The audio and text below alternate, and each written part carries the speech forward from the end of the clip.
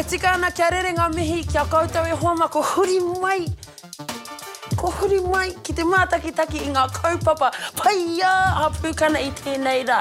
Ko peki te ora tēnei e mihi atu nei kia koutou, me mihi ka tika. Nō reira ko tā te kai whakataetai mahi he whiu i te pōro. He māmarau atu. Kia kaha ke kōtiro kai raro koe putu ana i tēnei wā.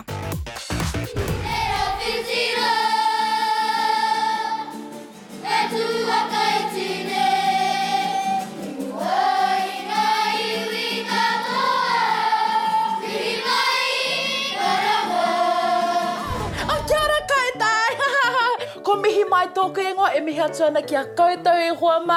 I tēnei rā, kei te whakātu atu ki a koutou me pēhea tōwhai i tētahi tinana... tētahi tinana pina iau e hoa mā.